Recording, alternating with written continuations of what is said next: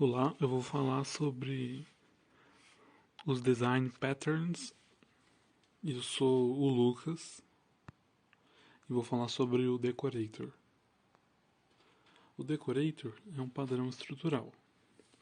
Ele permite que a gente adicione um comportamento a um objeto individual, só que de maneira dinâmica, sem que afete o comportamento dos outros objetos que estão na mesma classe. Ele coloca responsabilidades adicionais dinamicamente ao objeto. E ele é uma alternativa ao uso da herança para estender uma funcionalidade. Ou seja, a gente põe uma responsabilidade não à classe, mas ao objeto. E por que a gente usaria o decorator? Porque a gente tem uma necessidade de adicionar uma responsabilidade, uma funcionalidade diretamente ao objeto, não somente à classe. E se você fosse usar a herança, você teria que criar muitas subclasses para poder adicionar a herança que você quer. Por exemplo, a gente tem um objeto arma. Ele pode ter diversos comportamentos, dependendo da munição que tenha. E pode depender também do tipo da mira, do tipo do silenciador. Ele pode ter diversos acessórios. Só que agora, imagina você ter que criar uma subclasse para cada combinação possível. Aí a gente teria um número de classes exponencial. Para isso que serve o decorator, para comprimir o tamanho e uso de classes. Outro exemplo é uma árvore de Natal que você tem que ir adicionando os objetos e as luzes que decoram ela. É uma analogia ao decorator. E temos diversos exemplos no dia a dia que a gente precisa adicionar responsabilidades e comportamentos ao objeto de maneira dinâmica, sem precisar ficar criando muitas classes. Bom, as consequências são que o decorator ele vai resolver problemas que a herança gera em alguns momentos. É, como falei, ele reduz o excessivo número de subclasses e permite a flexibilidade dos atributos e objetos. Como que ele faz? Ele encapsula o objeto original dentro de uma interface, onde o decorator e o objeto herdam essa interface. E aí ele usa, a interface utiliza de recursão e você pode usar ilimitadas decorações, entre aspas, para adicionar o objeto principal. Isso deixa bem flexível e você pode alterar, adicionar ou remover responsabilidades sem alterar o código-fonte. Bom, a aplicabilidade é a gente vai acrescentar ou remover responsabilidades dinamicamente aos objetos individualmente, sem sem ficar criando muitas subclasses para cada responsabilidade. E a gente também vai acrescentar a responsabilidade adicional ao objeto. Outra característica é ele é uma alternativa flexível ao invés de usar subclasses para estender funcionalidades. Você pode usar diversos decoradores para englobar o objeto. E comparando ele com o Composite, eles são parecidos. Que eles ambos vão usar a recursão, só que o Decorator é mais simples, ele só põe responsabilidades. Ele não agrega os objetos. E alguns exemplos. Um exemplo bem simples é, por exemplo, você ter a arma e adicionar os acessórios dela, como a mira, silenciador.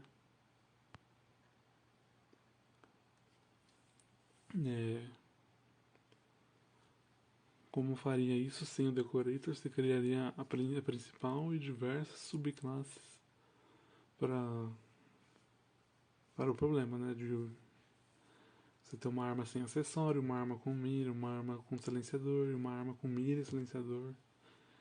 E é um exemplo de como teria diversas classes, subclasses na verdade. E esse seria um problema. Mas quando você usa o decorator, você não viola nenhum princípio de design. Ele possibilita que você vá adicionando os acessórios durante a execução. E na figura ao lado, com o decorator, ele está mostrando como funciona.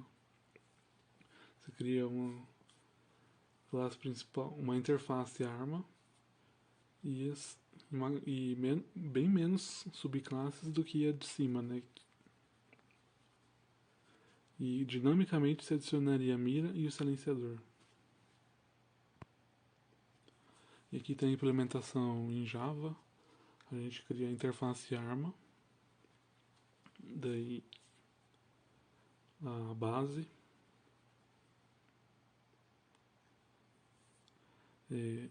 o decorator, que ele herda a principal, mas também das subclasses. E aqui mostra a implementação das subclasses, né? A mira e o silenciador. E também um exemplo de como o código ia ser instanciado.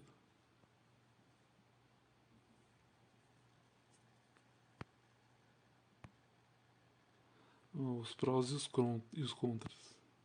Os prós são que você vai estender o comportamento do objeto sem criar uma nova subclasse.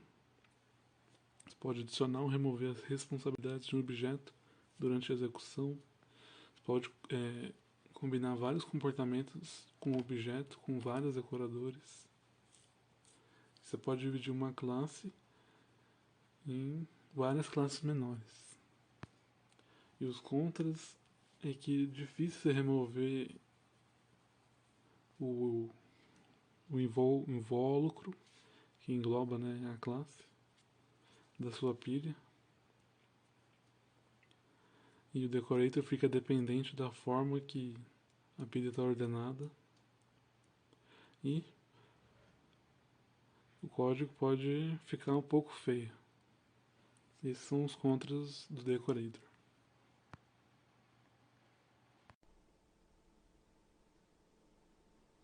Oi, eu sou o Fábio e eu vou falar sobre o padrão de projeto Chain of Responsibility.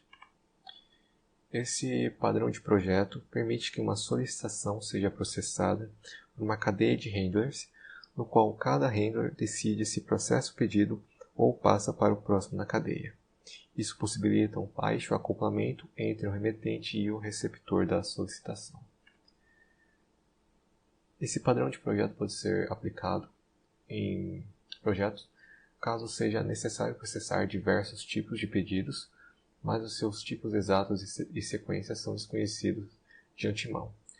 Quando for necessário executar vários handlers em uma ordem específica, ou quando o conjunto de handlers e seus pedidos deve mudar no momento da execução. O problema tratado é o seguinte: em uma empresa X, a aprovação de orçamento de clientes é feita da seguinte forma. Caso o valor seja menor que R$1.000, o próprio vendedor realiza a venda. Caso seja menor que 5.000, o gerente realiza a venda. Caso seja menor que 10.000, o diretor realiza a venda. E caso o valor seja maior que R$10.000, apenas o presidente realiza a venda. No fim, cada orçamento passado para o sistema deve ser aprovado por algum membro dessa hierarquia. E qual é a solução? Cada uma dessas checagens pode ser feita por classes separadas, em que um único método processa o pedido e verifica se consegue tratá-lo e passa adiante. Também é possível que um objeto processe o pedido e decida não passá-lo adiante, finalizando a corrente. Então agora eu vou mostrar o código.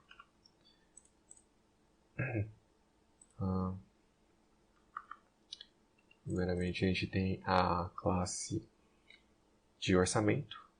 A gente tem dois atributos, isApproved e total.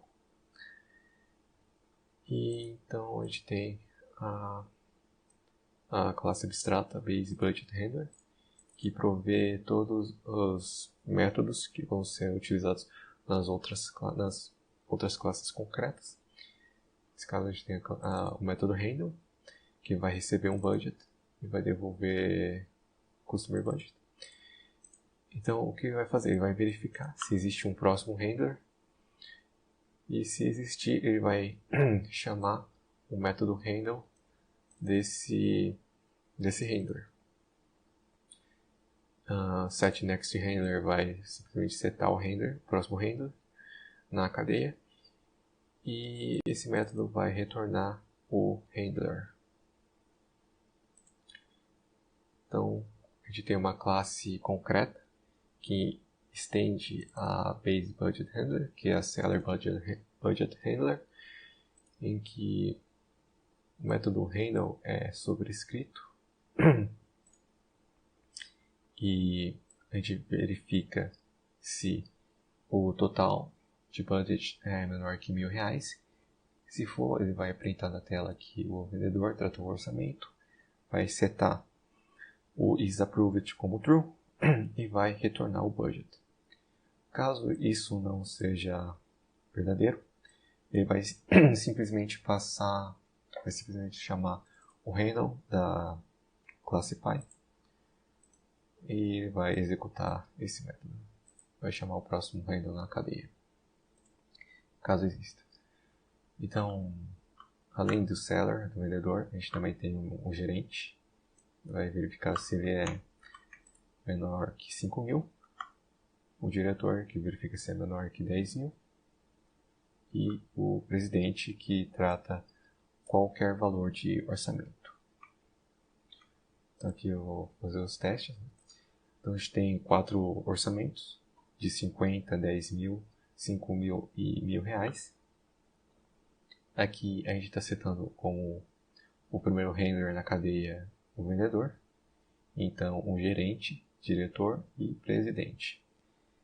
A ordem desses handlers é importante porque, por exemplo, se o presidente fosse o primeiro na cadeia, todos os orçamentos seriam tratados por ele e os outros handlers depois do diretor, eles nunca seriam chamados. Então, estão nessa ordem. Eu vou chamar os handlers nessa... Primeiro, limpar a tela. Então, executar amém. E aqui a gente vai ter aqui para um orçamento de 50.000, o presidente vai tratar. Um budget de um orçamento de 10.000, apenas o diretor trata. De 5.000 o gerente trata e de R$1.000 o vendedor consegue tratar. Então, um exemplo concreto de algo que implemente esse padrão de projeto seriam os middlewares da Framework Express, em que aqui a gente tem um parâmetro next, que é chamado, caso necessário, e é possível encadear várias chamadas dessa forma.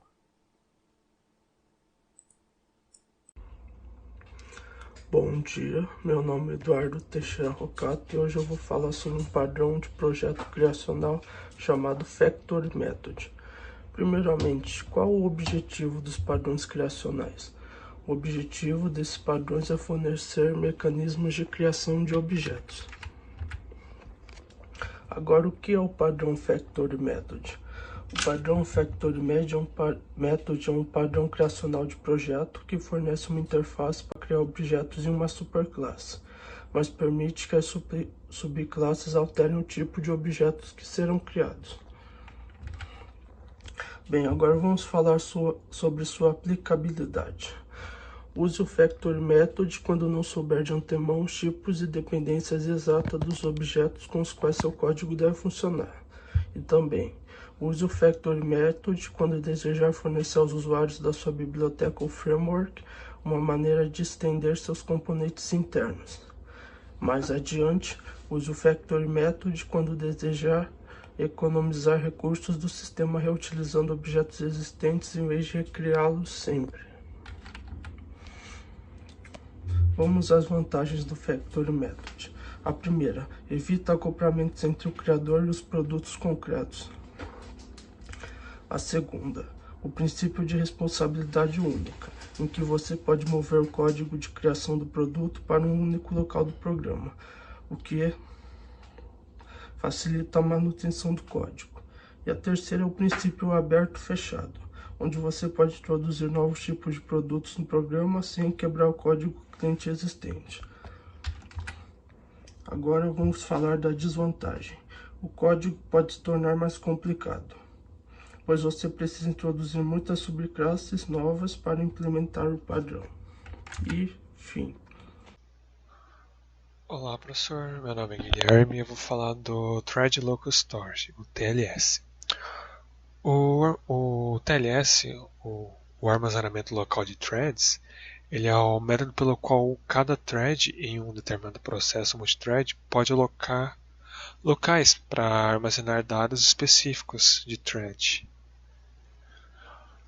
Quando usar o TLS? O TLS ele é útil para coisas como informações de contexto de sessão do usuário, que são específicos do thread, mas eles podem ser usados em vários métodos não relacionados. Nessas situações, o TLS é mais conveniente do que passar as informações para cima e para baixo na pilha de chamadas. Um problema. Imagina que vários threads estão utilizando o Transaction Manager. Nesse caso, os IDs de transação gerados por cada encadeamento eles podem sobrescrever uns aos outros, porque é apenas uma instância estática de ID de transação. Você pode sincronizar e bloquear outras transações para evitar sobrescrições. Mas essa ação ela anularia totalmente o propósito de você ter várias threads. Uma solução para isso, o thread local ele oferece uma solução para o problema. Um thread diferente que inicia as transações por meio de Transaction Manager, ele vai obter o seu próprio ID de transação armazenado no contexto. Qualquer lógica no mesmo segmento você pode chamar o getTransactionID posteriormente para recuperar o valor local do segmento. O getTransactionID, essa solução, ela é mostrada nesse código abaixo. O getTransactionID que foi falado na solução seria esse daqui. É isso, professor.